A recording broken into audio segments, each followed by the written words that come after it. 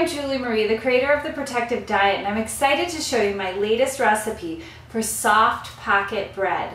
We're going to start off with our dry ingredients and add our moist to it.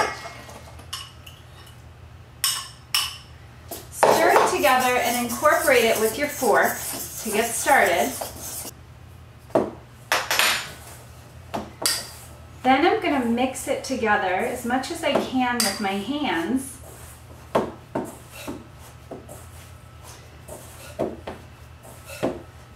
Then put it out on your clean countertop surface. We're going to work all of the dry ingredients into the moist. If your hands start to get really sticky, just rinse them off. Because once they get sticky, the dough sticks to the stickiness on your hands. And this dough does have a sticky texture to it. Just to give you a heads up, you might think it's a little too moist, but it's perfect. I'm going to roll this out into a little bit of a log so I can divide it up. But before I start forming my pocket breads, I'm going to wash my hands off because you can see they're really sticky. And with sticky hands, you're not going to be able to handle this dough very well. And now you're going to decide whether you're going to make 8 regular size pocket breads or if you want to make 12 mini pocket breads. Those would be perfect for kid-sized sandwiches or for hors d'oeuvres or appetizers. So I'm going to go with 8 regular size pocket breads because I'm stuffing them with a chopped salad today. That's my favorite way to eat them. And I'm cutting it in half, and then I'm cutting it into 4 pieces. So I'll get 4 pocket breads per half.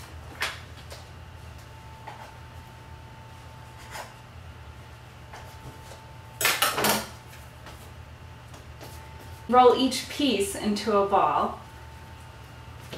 And if one seems a little bit bigger than the other, take a little dough and put it into the smaller one if you want to even them out. If one is bigger than the other, it's perfectly fine unless you're particular about them being the same size. The bake time will still be the same. We're going to roll out each pocket bread, first rolling it on one side so it coats with flour, and then flipping it in the flour so it doesn't stick to your rolling pin. And you might want to flour dust your rolling pin a little bit. And you can hand shape these if they get out of shape. They're still good even if they're squares or triangles. They will open up into really nice pockets. You can work them around to get them in a round shape if you're particular about them being perfectly round. And then place them onto your baking sheet lined with parchment paper or a silicone mat.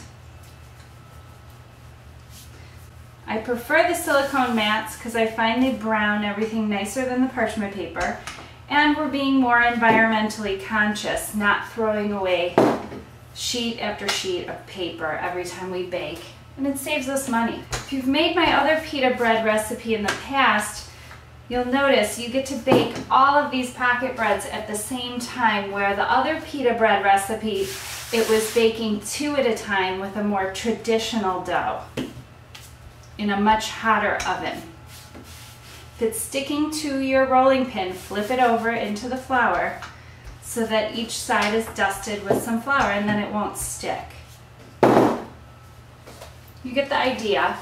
And you're going to allow these to rise and then bake them. Now I want to show you the pocket bread.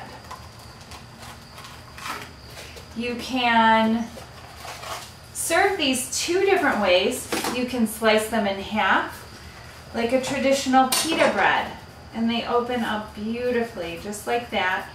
And a little bit different than my traditional pita bread is they're a little thicker and fluffier and softer. Just want to be careful opening them up. You could use your knife a little. After they cool, they're a little easier to open up. These are still really hot out of the oven. And then with this one, I want to show you how I do it with the salad. I just cut off a small top piece and then open up the pita pocket.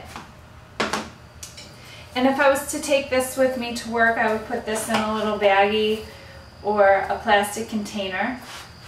And then when it was time for lunch, I might toast this up and stuff it with my creamy ranch dressing salad, or whatever your favorite Protective Diet salad dressing recipe is.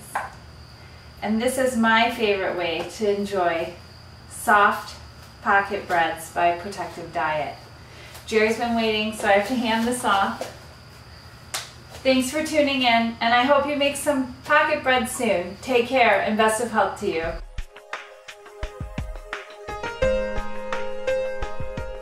My pocket breads are hot out of the oven, and I'm gonna stuff them with a nice chopped salad that I made with chopped romaine, chopped spinach, onions, carrots, tomatoes, red cabbage. I just chopped it all up equally in size. I love a great chopped salad stuffed in these pocket breads. If you're bringing it to work, put it in a Tupperware bowl like this, and I'm topping it with the creamy ranch dressing today. And it's always important when you're making a chopped salad, the key is tossing the salad with the dressing. Don't just put a lump of it on top. Toss it in a nice big bowl like this, or if you're taking it to work, put your dressing on top of your salad. Put your bowl back together and give it a good shake.